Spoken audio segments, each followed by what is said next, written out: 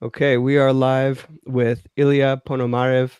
He is an ex-member of the Russian parliament who was exiled from Russia for voting against the annexation of Crimea, an outspoken critic of Vladimir Putin, and currently the leader of the armed resistance against the Russian regime, Putin's regime in Russia. Thank you for being here with us, Ilya. I appreciate your time, and I'm happy to speak to you about how we can get to peace in the region of Russia and Ukraine. Thanks for having me. It's my pleasure. So, just for anybody who's going to watch this, I want to let people know that this interview will be excerpted for the Peace issue of Meditation Magazine, focusing on how we can help to bring peace in different regions around the world and in our own local areas as well, and within ourselves. So, to start out, I think the question in a lot of people's minds with Ukraine, even though this has been going on for a long time, is why did Putin decide to invade Ukraine? What is the reason behind the war, and how can we resolve those underlying reasons so that we can hopefully resolve the conflict? Well, I think that the main reason for that is internal for Russia. Russians and Ukrainians, they are nations which have a lot of relatives between themselves, and they speak very close languages to each other. And for many Russians, they in general, they think that Ukraine is one country with Russia. Obviously, it's not the case, but nevertheless, and that presents a serious danger for Vladimir Putin, because Ukraine is choosing democracy, freedom. Ukraine is going to join the European Union, and Russia is going in the opposite direction. And obviously, majority of Russians, they want to live free. And having Ukraine as a living example that it can be a different way, it can be a different society for Putin is very painful and may cost him power and money and life inside Russia. That's why in 2014, when there was Revolution of Dignity, which overthrew Putin's proxy, Viktor Yanukovych, as the president of Ukraine, he took action and he annexed Crimea to overshadow this revolution, to say that he is the boss, that he would prevail, that he is making the key decisions, and he thought that it would result in decay of Ukraine and dismembering of the country, and that there would be pro-Russian forces coming to power there. But it didn't happen. Actually, it moved in the opposite direction, and that altogether led to the large-scale invasion in 2022. Wow. Okay, so it sounds like a lot of it is Putin trying to just keep control of things. But do the Russian people really care about that? Do the Russian people support these ambitions of Putin to control all of these other countries? Oh, well, it's a difficult question because when people feel that they are living in misery, that they are poor, and they have a lot of problems, and they cannot influence their own structures of power, obviously some simple answers that why you live so badly, and that's because of 90s, that's because of bloody Americans trying to pillage Russia after the collapse of the Soviet Union. It's all because of democracy. It's all because of freedom. It was way better in the Soviet Union. You were protected, social care, education, whatever. So obviously, they kind of tend to buy what the state propaganda is telling them, because it's a simple answer. And yes, right now a lot of people do support Vladimir Putin, but it's not because they are, say, genuinely imperialistic. It's because they have no other opinion in front of them. And I'm absolutely certain that when the situation would change and there would be no more Putin at the helm, they would actually say a lot of bad words about him, and it would cost many people which currently at power their fortunes, and I'm afraid that maybe for somebody even their lives. Well, it sounds like Putin makes a lot of sort of arguments via propaganda that are simplistic to try to control the people. But is there any kernel of truth in these arguments? Is it possible that, for example, I heard him talking about being threatened by NATO when he was being interviewed by Tucker Carlson. When there is a kernel of truth, it kind of makes it so that it's hard to resolve a conflict unless those truths are somewhat addressed. Do you feel that there are any kernels of truth in this, or is it just complete propaganda and lies? Look, I think that actually 80% of what Vladimir Putin is usually saying is true. But the remaining 20% makes it totally distorted and flips the situation in the opposite direction. For example, we in Russia, we always felt like it was us who actually ended the Cold War. That it was Gorbachev, our leader, who said, this confrontation is pointless, that it's all wrong, and let's live in one united world. Let's live free and without any military confrontation. And let's prosper together. And that's what people were buying, and that's what they wanted to do. But then in the 90s, the economy collapsed and outrageous corruption and actually no democracy. And Boris Yeltsin's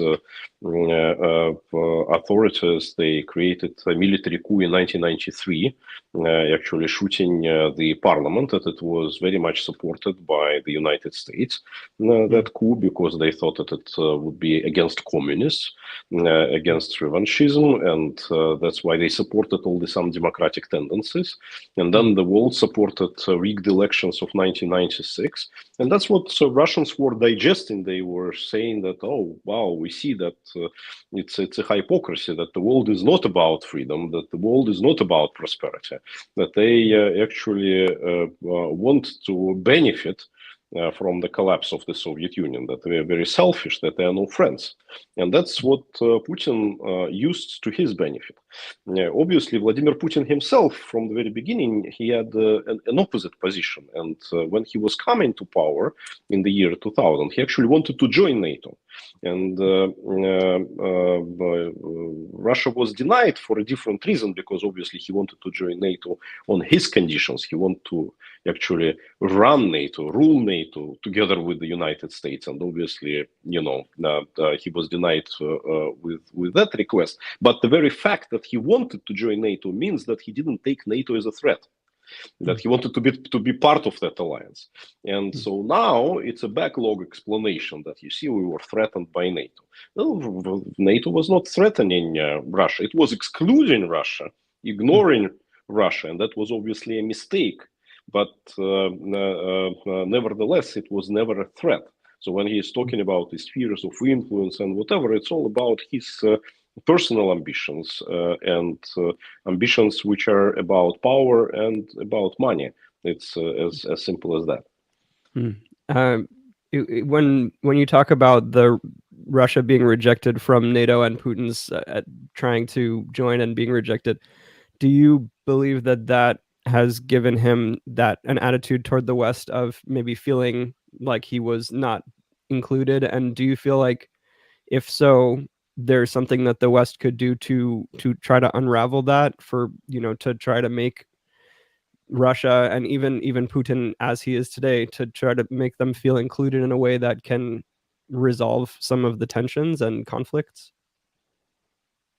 Well, look, I definitely think that Russia is a European nation.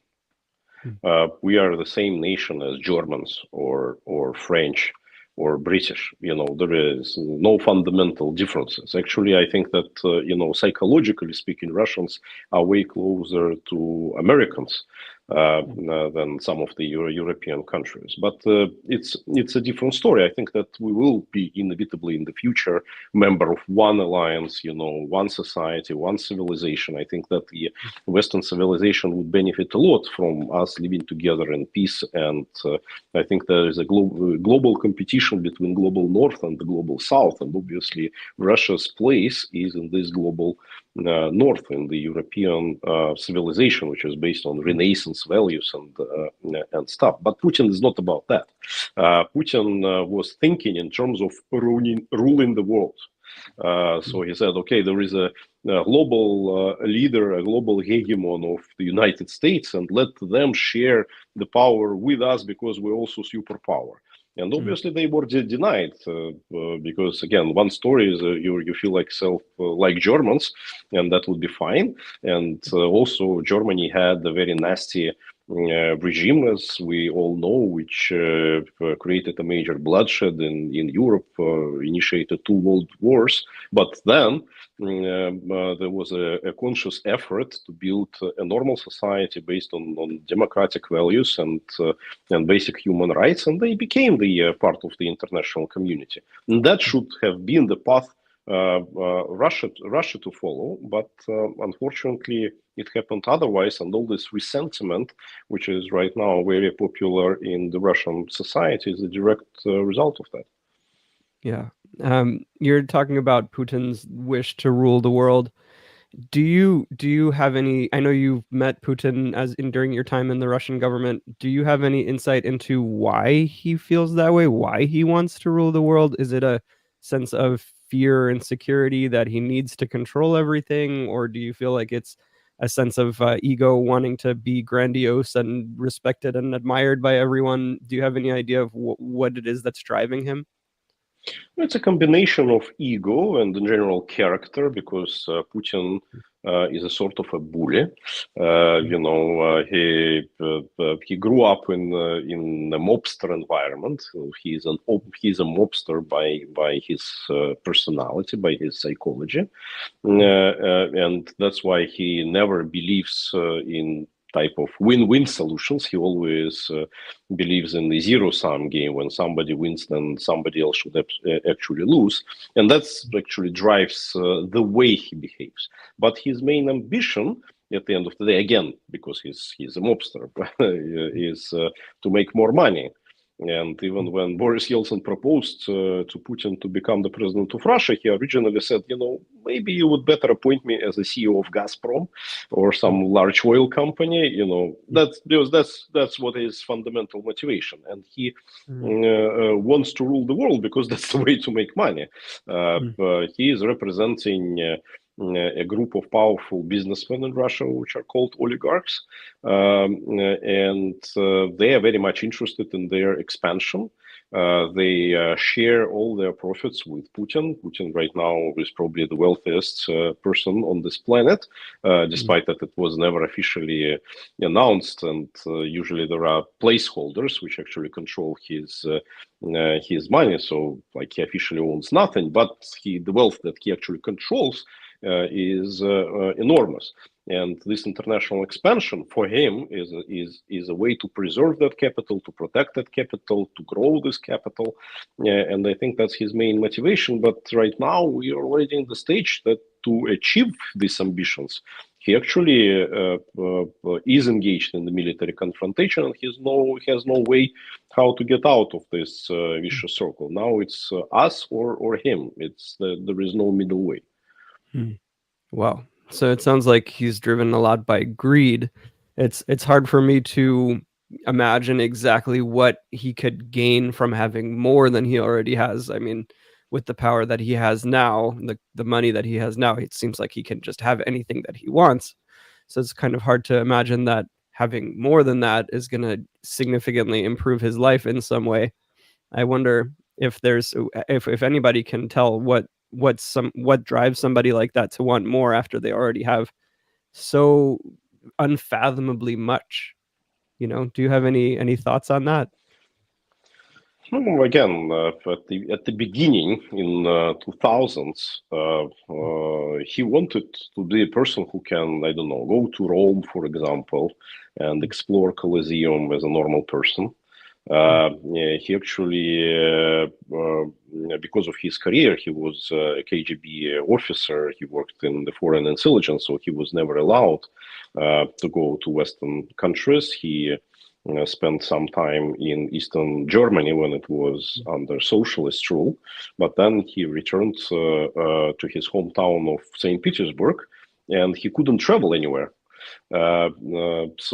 Actually, his first vacations overseas was in France in 1999, shortly before he was appointed as the chief of firstly FSB and then the president of Russia, and he had to cancel his vacations prematurely. That was the only time when he was enjoying his life as a private citizen outside the country. And then when what he started doing in Russia, because he was privatizing, he was getting this wealth, then he was getting himself insecure because he understood that if he resigns, then that there could be criminal cases opened against him and whatever. So he had to stick to power somehow. And the more he was doing this, the more deep he immersed in this situation when he just cannot leave.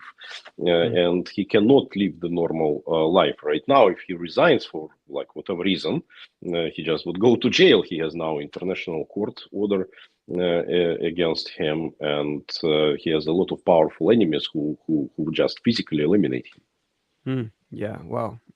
So I heard in one of your recent interviews, you were talking about the Israel and Palestine conflict and how Russia and Putin specifically was acting as kind of a puppet master, controlling the situation via Iran, having Wagner mercenaries training Hamas, using Iran to instigate the fights there.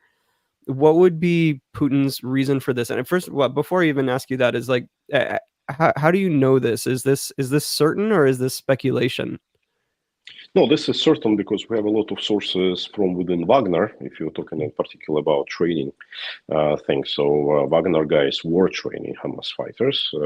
That's a proven fact. Whether he was particularly behind Hamas attack on Israel or not, that's obviously is a question, but he is in daily contact with Hezbollah and Hamas movements. Right after that war started, they once again were coming to Moscow and were met at the highest level. The Minister of Foreign Affairs was meeting them, and there are rumors that Putin also met with them, just not in public. He is very actively supporting Taliban movement. His links with Iranians are very well known. Iran directly supports Putin's war in Ukraine, delivers drones to them. North Korea is part of that equation. That's why many people say, I think absolutely correctly, that Putin made his choice. He's now a part of this global axis of evil, which includes the most nasty dictatorships across the world. And that's again the result of this mobster psychology, because for him it's all black and white. It's ours or theirs, it's we or them, it's again, it's nothing in between. He's not about building complex relationships with different nations which have different interests. It's either we are on the top and we dictate, or we are being dictated. And with these partners in this axis of evil, he feels himself comfortable because they all are interested in preserving power of each other and expansion ambitions of each other. And obviously Iran is definitely behind what's happening right now in Israel. So he made his choice, despite the fact that he was for many years trying to build a good relationship with the Jewish community, because he always believed that Jewish community would be his lobbyists internationally. And that's also a ticket to the financial markets, international financial markets. And also he used Jewish community to negotiate with Trump when Trump was US president, not very successfully, but nevertheless, it was particularly this part of the society which was his mediators and intermediaries in those negotiations. But he made his choice now, and his ties with Israel were seriously severed after the war in that country erupted. Wow. And speaking of Trump, do you? There's a lot of speculation in the United States, especially after the 2016 election, with Hillary Clinton claiming that Trump was being propped up by Putin. Do you think there's any truth to that? That Putin wanted to place Trump in the presidency and that he interfered in the election? No, I don't think so. I think that he did interfere with elections. That's for sure. But I think that he never expected Trump to win. Actually, I think that for him it was an unexpected outcome. I think that what he wanted to create a major internal turmoil in the United States. He wanted to produce chaos. And that's why his TV channels like Russia Today, well, they are always highlighting all the different violent protests in the States and in other countries. They always promote different separatist movements. They always cooperating with different marginal radical groups in different countries, ultra right and ultra left equally. And I think that in that case, they wanted to compromise Clinton. They wanted to weaken her significantly, so to have a better negotiation grounds with her after she becomes the president. But it happens that Trump came to office, and then for Putin, it was a sort of a problem because firstly it triggered all those investigations and Trump himself was extremely vulnerable because of this collusion and Trump was acting actually way more radically than the Democratic administration before and after him. It was at the end of the day Trump who delivered lethal weapons to Ukraine, what Obama before was blocking. And Trump and Putin, it doesn't matter about the personality of Trump. That's up to Americans to decide whom you like and whom you don't like, whom you want to be your next president. But Trump's personality is the same bullish type personality as one of Vladimir Putin. And it can be only one alpha male. It cannot be several. And for Putin, it's an uncomfortable situation dealing with Trump. That's why he just even recently said that he would prefer Biden to stay in office rather than Trump coming back. Whether it was sincere or not, who knows? But I think there is a certain truth in this. And do you think it was, besides Putin trying to sow the seeds of chaos and support people that would weaken Hillary Clinton, do you think that Trump also colluded directly and intentionally with Putin? Do you know about that? I think he didn't need this. I know for sure about several attempts to build links with Trump when he was running that time to his first presidency. But to my knowledge, none of those attempts were successful. And again, when I was mentioning these Jewish community links, that's what was mobilized after already Trump was elected. And they immediately started thinking how to establish the relationship with that new administration, that they were not doing before. Again, they colluded for sure, but you don't need to act in accord with Trump's team.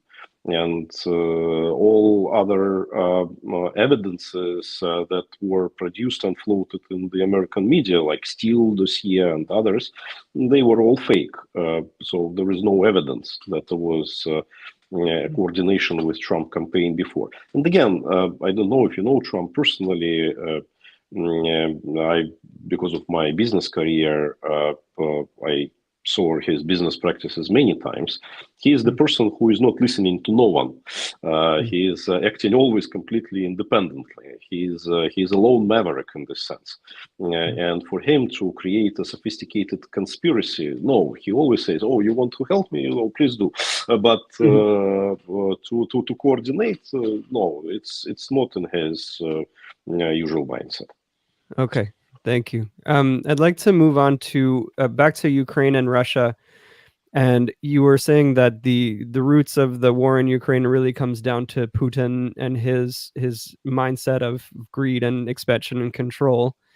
Do you so in this issue, the peace issue of Meditation Magazine, we're talking to a lot of people, and most of the people that we've been talking to, because we're a meditation oriented magazine, we're talking to people who are nonviolence oriented. And I know you're the leader of the armed resistance in Russia. So my question to you is, do you believe that there is or a possible nonviolent solution to the war in Ukraine, or even to the larger situation, including Putin in Moscow? Or do you feel that armed resistance is the only way? Well, look, I hate violence. I'm a very peaceful person. I'm an entrepreneur. I want to change the world using businesses, new technologies, building new relationship in the society. In general, I believe in no government. I'm very libertarian in my personal political beliefs. But I think that to understand the current situation, it's like the situation in illness of somebody. We're already beyond the stage when some medications could have helped the situation. I don't want Russia to be destroyed. I want Russia to prosper, to survive, to grow, and to be a peaceful and nice and appealing nation. But with therapeutic methods, it's already impossible. We need surgery. Because we are already in the situation of war. It's actually Putin who unleashed violence. He is killing hundreds thousand people at the field of this war. Right now, it's 500,000 Russians who are already dead, and there is at least 100,000 Ukrainians who are already dead in this war, and there would be more, unfortunately. So by applying limited violence against Putin and on his cronies, about the warmongers who actually run this war, we would save a lot of lives. I think it's no accident that many nations currently recognize Putin's regime as a terrorist regime. Again, that's his method, and we need to fight against terrorism. It's like a question of law enforcement. Every police officer has to apply certain force to restore peace and order and uphold the law. And upholding the international law is what we need at this very moment. With this war, actually, I think that many people who are now debating and arguing about how efficient is the assistance to Ukraine, they have their point. Because the war has started in Moscow. It originated in Moscow. It's because of Putin. So we need, again, in medical terms, we need to treat the illness and not need the symptoms of this illness. We can spend a lot of money supplying more weapons to Ukraine. We can use a tiny fraction of that money to actually remove Putin from his office and dismantle Putinism as a political system. Again, it's like in World War II. You could not revert to the policy of containment of Hitler regime. He would still be criminal terrorist regime, which would oppress a lot of people inside the country and outside as well. He could have been stopped when he was coming to power, and Putin could have been stopped years ago if the world would have been more decisive in this and would actually, again, uphold its principles about human rights and about basic freedoms and everything. Now it's too late. Now we just need to remove that guy from Kremlin, and obviously they would be fighting back for this. We cannot just, protest on the streets and hope that they would run away. They will not. So do you believe that Putin needs to be assassinated? And if so, do you think that that's a feasible goal, like considering the amount of money that's being spent on defending Ukraine? If you're saying those resources could be reallocated, would it be a feasible, relatively easy goal to actually accomplish that? Look, I'm participating in the effort that International Criminal Court is now pursuing against Putin, and I very much hope to see Putin in The Hague, to have a Nuremberg 2.0 trial where all the crimes would be revealed and properly prosecuted. I highly doubt that would happen, because I think that Putin's inner circle would not allow this to happen. If it's up to me, I would arrest the guy and deport him to The Hague. But I have a lot of doubts that I would have a chance for this. So you think it would be better if he could be taken, arrested or something like that, but do you feel that it's going to end up coming to the point where the only option is assassination? Do you think that is that the most likely outcome to solve the problem? I think it would be taken care again by his inner circle. I think they would be trying to survive in Anspil of this situation. They would do something about Mr. Putin, which, as I say, I would personally be against of. I would like to have an opportunity to talk to the guy. And I think that he knows a lot of different things, which would be extremely interesting for our future justice and very instrumental in establishing long-term peace and security in Europe and worldwide, because he has a lot of wrongdoings and dealings of different even international politicians. But I think that is exactly the reason why I won't have this chance. But I will do my best to have it. I see. Okay. So I guess you're saying that with the pressure that the Western world or the rest of the world puts on the inner circle of Putin, they will handle it themselves, essentially. So then in that case, how does the armed resistance play into that? If it's really a system of politically putting pressure on the people that are around Putin, then what is the reasoning behind the armed resistance? Look, first of all, when we're saying pressure, I think that we need to put the dots on the i's.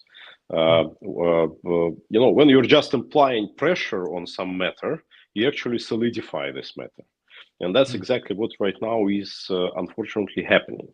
We need to produce cracks into the system. And our armed resistance is the way to produce cracks, because we hit in a certain direction, and that creates chaos and uncertainty within the system. Putin right now shoots his missiles on Ukraine, but to retaliate, the only thing that Ukraine can do is deliver drones, which need to be navigated by people on the ground. Because without that, they are not flying properly, and they are not that precise. So the tools for Ukraine to retaliate on Putin and actually cut the possibilities of Russia to attack Ukraine is to use the resistance movement, which is inside the Russian territory. It's the same thing as about counterattacks. Ukraine is prohibited right now by the international community to fight on the Russian territory.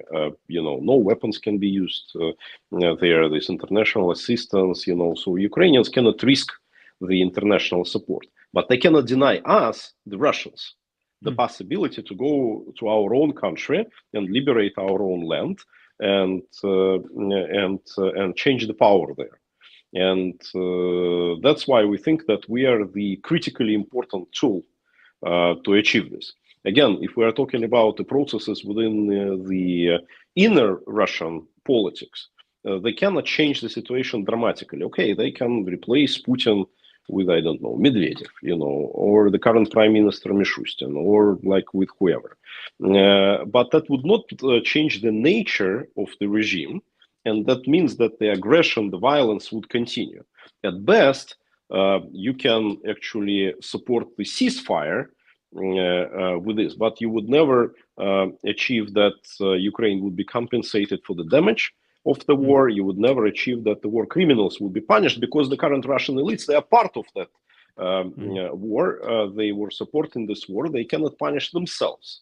So the only way how we can achieve denazification of Russia, demilitarization of Russia, decolonization of Russian territories, by the way, because right now it's very oppressive to all the peoples that live in the territory of the current Russian Federation, is to use those armed Russians, the armed resistance, who can actually take care of the things. Again, if we look at the past, that's the same example as it was with French resistance during World War II. It's exactly the same example. And when we're hearing these stories about non-violent, okay, the American Revolution was a violent thing. The British Revolution was a violent thing. French Revolution was a violent thing. German changes, it was a violent thing. Why you are denying us to do exactly what you guys did yourself on your territories to establish freedom and democracy? Yeah, well, I think that the United States as a whole and the government is not promoting nonviolence in general. They're sending, like you said, the weapons to Ukraine. They are supporting violent activity. Personally, you know, like we're meditation people. You know, we're a little different. We're like the hippies or whatever. You know, so we have this idea that nonviolence is the best way. But I personally, it's the best I like. way. I totally share this idea. I am leftist myself. I am coming from the left political background, and I do believe in the global peace. I do believe in the world without state boundaries. You know, my motherland is the whole humanity, and that's what I always promoted as the foundation of my political beliefs. But to establish that peace, you need to remove the fascists. Again, was always a very active member of Russian Antifa movement. And a lot of my friends, they perished at the hand of those neo-Nazis who are right now fighting inside the Russian army against Ukrainians. Yeah, I'm sorry for the loss of those friends and what you had to go through in your life. I this violence, and I know maybe, you know, I keep my mind open to the idea that there may be other means needed when you're talking about the American Revolution and things like that. There were a lot of violent movements that did succeed in achieving their goals, but there are also nonviolent movements that achieved goals, like Gandhi in India and Martin Luther King in the United States. And my question is, have these types of nonviolent means been tried in Russia and Ukraine in order to resolve the situation? And if they've been tried, what has been tried, and have they been in any way successful, or have they all failed? Oh, well, I was personally one of the key organizers of so-called Bolotnaya movement in 2012. 2011, 2012, we were protesting against rigged elections, and it was pure non-violent. There were hundreds, thousands of people on streets of Moscow and other Russian cities who were trying to remove Putin from the office with the pure non-violent methods. And before that, there were other protests, also quite numerous, and also very much non-violent. Again, it was Putin who started killing us, and it was not us who were starting to fight back. Even before 2022, this large-scale invasion, even in the situation when he already unleashed war on Ukraine, but in the limited scale, it was called a hybrid war when he was on Donbass and the annexation of Crimea. Even at that time, we still were resorting ourselves to different non-violent methods. But when now it's missiles flying, and many people are killed, so we just don't have time for this. Every day, more than 1,000 people die at the field of war in Ukraine. So every day when we are just talking and doing nothing, it's blood which is on our hands. So that's why I'm saying that our resistance is very important, not to spill more blood, but to stop wasting human lives the way Putin does. Yeah, I at the beginning of the Ukraine war, I interviewed a man named Satish Kumar. I don't know if you've heard of him. He's a nonviolence activist from India. And I said, he was saying war is never justified, violence is never justified. And I pushed back and said, well, Russia just invaded Ukraine. Like, should the Ukrainians not fight back with weapons? And he presented an interesting idea that I don't know if it would work or if you think it could work. But the idea was that people from around the world, many countries, hundreds of countries, would come flood into Ukraine and stand nonviolently without weapons at the front lines saying, no, we will not allow this, from hundreds of countries, like hundreds of thousands or millions of people. And he thinks that that would shame the soldiers into saying, okay, I'm not gonna fire at these people from all over the world who are coming nonviolently. Do you think something like that could possibly work in this situation? Look, I think that there is theory and there is practice. My professional background is I'm a physicist. And in physics, we were always taught about the transition periods. So if for some miracle, we would see, 10 million people emerging at the front lines of this war, non-violently, standing between the soldiers and saying, here we are, I think it may work. But the question is that you can never deliver 10 million people at one time staying in front of those shooting lines.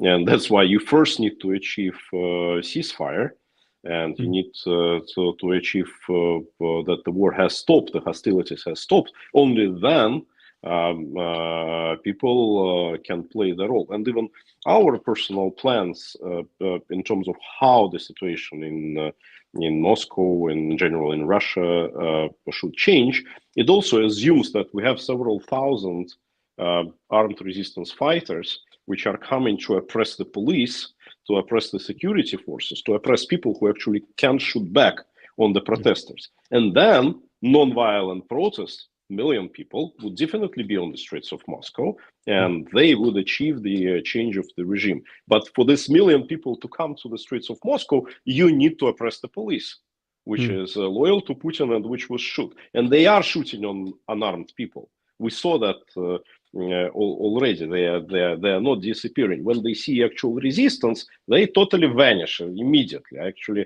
I think that we'll have extremely limited violence in the situation of revolutionary changes in Russia. But to be it non-violent and have no blood, you need to show armed people who are standing in front of these police forces. Yeah, Satish wasn't saying that there would be no blood among the nonviolent people, that we would that they would stand ready to die but not ready to kill. So that they, and if I do think that tactically you were saying that you couldn't get them all to show up at once. You could mass them in, behind, before you get to the front lines, you could mass the million people and move them together forward. I think it is possible. I just it does sound very idealistic, and something like that doesn't happen. But if we can mass billions and billions of dollars to send for weapons, if we can mass hundreds of thousands of soldiers, why couldn't we mass hundreds of thousands or millions of peaceful people doing the same thing, moving in a line, moving in columns, essentially like an army, but just with no weapons, maybe holding flowers and singing songs or something like that? Look, if somebody is capable of mobilizing, several billion people coming to Ukraine, I think that we can actually even march with these several million people from Kyiv to Moscow and make a peace march, and then Putin would be gone. The question is how to get that large number of people who are, what you said is very important, who are ready to die. Because obviously, originally they would be met with armed people, and you need to bravely, courageously be able to move forward. And Putin, in his oppression inside Russia, he was doing everything gradually. He was tightening the screws again and again. And if we look, for example, at the number of political prisoners in Russia, many people would say that it's not so many. It's 1,500 right now, plus minus, and it's not like there is a million of people in the prisons who were protesting. But because it was gradually growing, now everybody knows if I'm coming for a non-violent protest, that I can be sent to jail. And it's actually it's very ironic right now for Russians. It's more dangerous to be engaged in a non-violent protest than in the armed resistance, because when you are engaged in armed resistance, you actually care about not expose yourself, not to show your face. You make precautionary measures. But when you are going on a non-violent rally, you, with all the modern tools, you are identified with your face, and then they randomly start picking just regular protesters. They are not targeting leaders. Obviously, they're targeting leaders as well, but usually they're targeting just ordinary people who are just part of that process, actually to scare the society away. And unfortunately, they are quite successful in that. Sociologically, 20% of Russian people are actively against the war. There are many people who are saying, we don't want this war, but we are not in politics. We're staying home with our kids and families. But like 20% is actively against the war. In terms of Russia, that means that like 40 million Russians are actively against the war. That's official numbers. It's not even like our opposition numbers. So that means that there are more Russians against this war with Ukraine than Ukrainians. Altogether, the population of Ukraine is less than 40 million. But to bring them on the streets, it looks so dangerous for them, so pointless. So to realistically do this, I think it's very hard. So your armed resistance is trying to clear the way for those people to come out onto the streets, essentially, by scaring away the police and things like that. Do you also take strict offensive actions? I heard in an interview that you were talking about attacking infrastructure, oil refineries, and things like that. Do you specifically target specific kinds of infrastructure, and do you also target soldiers and human targets? We are targeting the sources of money for Vladimir Putin, and we are targeting those people who are organizing the war. So people who have blood on their hands. That's the criteria. When we were do the initial planning and the framework of the resistance, we made it very well-known public decision that we don't want to follow the examples of some revolutionary movements in different countries, like, I don't know, IRA, or even there was Jewish resistance like this. There's a lot of Islamic groups which are doing this, which are targeting civilians. We think it's wrong. We think it's inhuman. We think it's immoral. Obviously, when there is war, war doesn't happen in vacuum, and sometimes civilians are being hurt. But we shouldn't make them targets, and that's why we are not doing nothing which can actually harm civilians. We are targeting those people who are directly engaged with the war or the facilities which help the war to continue. And have you been successful in these efforts of being able to take down facilities that are fueling the war and the people that are fueling the war without harming civilians? We are already the toll on the Russian military machine is billions and billions of US dollars.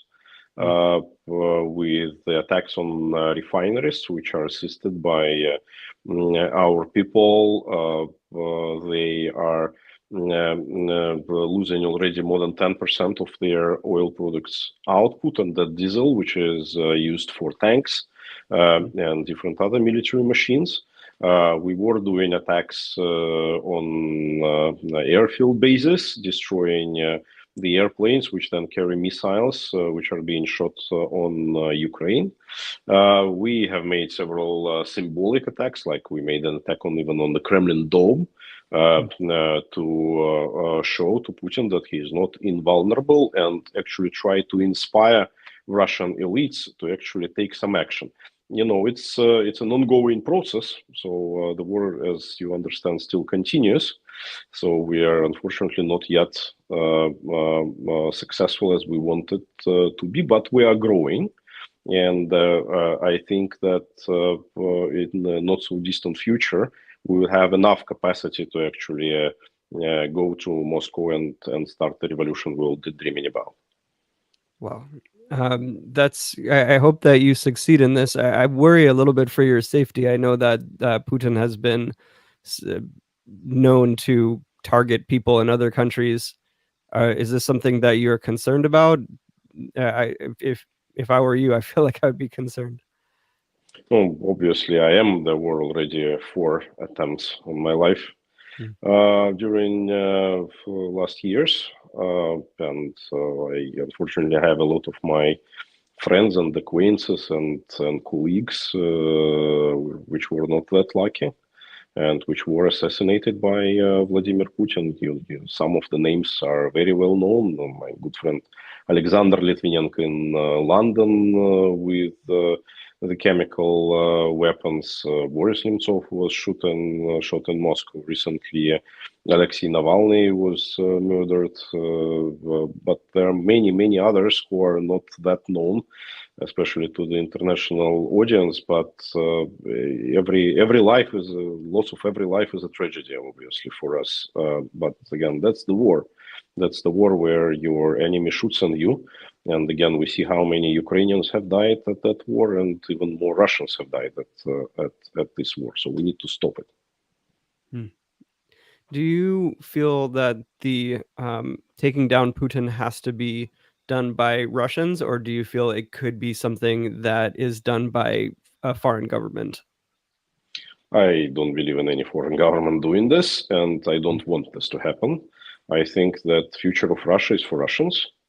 We have enough progressive Russians who understand what they want. Right now, like besides the armed resistance part, I'm very actively engaged in this Congress of People's Deputies, which is a shadow Russian parliament. It's been established by 100 former Russian MPs. Which stand against the war, for the democracy, for human rights. And we have drafted the new Russian constitution. We are drafting the new basic set of laws. So we are preparing for the moment that when the change happens, it's already a new statehood which can be introduced at once. And we can pick up from where we were already in the past, in the 90s, when we tried to build a democracy after the collapse of the Soviet Union, so that we are reverting to the proper, normal, civilized path of development. But again, to do this, we need to win the war. Wow. And who would be the new, would there be one leader? Would it be a group of leaders? Who would be replacing Putin in this, if you're successful? God forbid, like in the international, no God, no Tsar, not a hero. We don't want any more personality-based regimes. We don't want unilateral leaders. We want to build a parliamentary democracy, which is elected by the people, where the leaders are rotating, where is the collective leadership. And that's why in our draft of the new constitution, there is no presidency altogether. It's parliamentary body which actually runs the country. Wow. That would be a very radical change from the current system.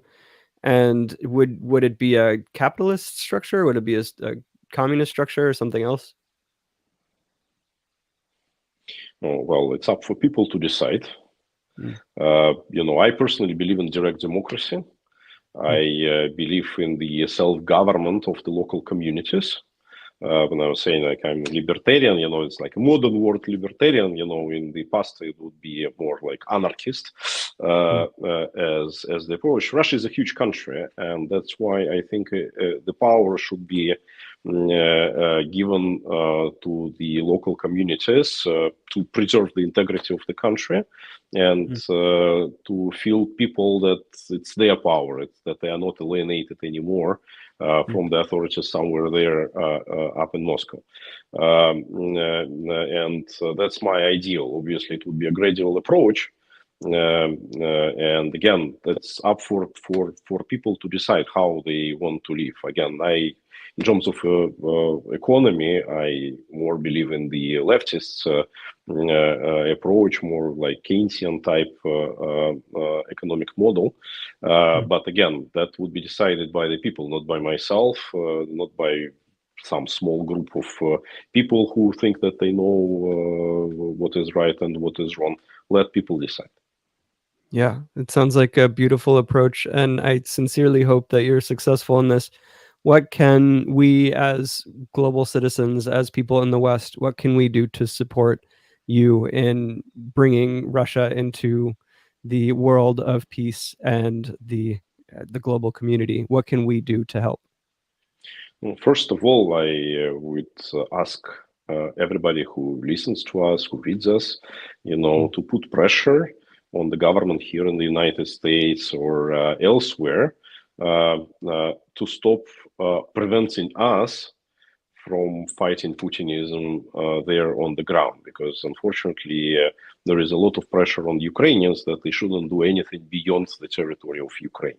And this war would last forever if we do not remove Putin from his office, because that's where the origin of the war is, and that's my ask number one. That's overarching importance. But if you before you continue on that, you were saying that you think that the Russians themselves need to be the ones to change the regime, not an external government, for example, Ukraine. But you're saying that Ukraine should be allowed to attack back into Russia. So how does that mesh? Like, how do those two statements reconcile with one another? If you feel it's Russian people that should be taking down Putin? No, that's actually very easy to reconcile this because for us to act, we obviously need to have certain physical land base. We need to have arms. We need to have support, and we right now we have no territory. We have no country behind us. So, and that's where Ukraine is coming to the picture, because it's in Ukrainians' national interest to actually make Russia democratic. Democracies do not start those wars. So they are interested in making Russia free and pacify it and denazify and demilitarize Russia. But other nations, they are afraid of escalation, obviously. And that's why they are telling Ukraine, please don't interfere with Russia. That's why a lot of things that Ukrainians are doing with us, they're doing kind of like very quietly in the shadows, and that's, I think, is a mistake on behalf of the international community. You guys can spend way less money, and we can spend way less lives, and we can put the end of the war way quicker if we will actually focus on things inside Russia. And to allow Ukraine to go on the offensive. The I think besides worrying about Ukrainians doesn't want to go into offensive inside Russia. They want to fight back the missile launchers because that's the missiles who are flying to Ukraine. But the rest is on us. So they also take this position that future of Russia is for Russians to decide. And they see, okay, we now see these normal Russians, who are ready to fight, who are not just talking in Parises and Londons and Berlins of the world, who are actually taking the fight in their own hands, so taking the future of their country in their own hands, and they are ready to help.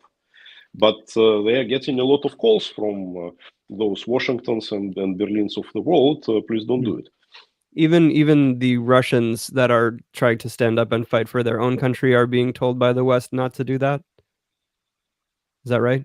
No, the West pretends that it doesn't know us, but they're usually talking to Ukrainians. And again, look at the history Look at the history of World War II. All these international groups, even Germans, were inside the Allied forces fighting against fascism. That's the right thing to do. You know, why we are not learning from our own past and from our own positive experience of the past.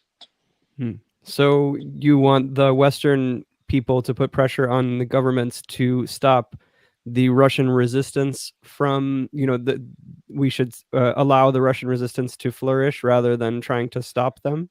Is that's Yes. the first step? And then what other things can we do aside from just like trying to get our governments to allow that to happen? The thing which is directly related to this is, I think that we need to use Russian-owned money to fight against the aggression. There are a lot of frozen reserves in the West, and we as Congress of People Deputies is ready to allocate this for the victory, to fight against the aggression. It's way more than, say, United States is giving us the financial assistance with such pain, which we witnessed in the U.S. Congress recently. But there is like 4 times as much as was allocated by the U.S. government, which is just sitting in the coffers, and that we are not touching. The question is why. I think it's a total mistake. What is the reasoning that they give for not touching that money? Again, financial greed, and many people are afraid that it would set the bad precedent, that for wrongdoings of one nation, other nations confiscate the funds, and they think that there would be other nations, like Arab countries, like others, who would say, oh, then we will not keep our money in US or in Europe. My humble question is, then where are they going to keep their money? What are the financial instruments which are available besides those who are in the possession of this Rammstein coalition countries? They would go nowhere, obviously. So it's an excuse, but it's an excuse which is derived from bureaucratic fears and indecisiveness, and this indecisiveness costs a lot of lives every single day. Yeah. Thank you, Ilya, for being here today with us to talk about the ways that we can try to move forward toward peace in Ukraine and Russia. I can see your perspective is very much about taking down Putin and changing the government there. And I understand very, very strongly. I understand the logic and I understand your experience, and it makes a lot of sense. I wish that there were nonviolent solutions for every conflict, but I can see that that may not always be possible. And it seems that you're doing the best that you can to limit the suffering of civilians in your own action, to avoid that, and to make sure to prevent the needless death of hundreds of thousands of people in Russia and Ukraine with targeted strikes. And I appreciate your perspective and your time today.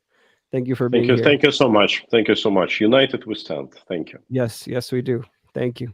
Have a great day.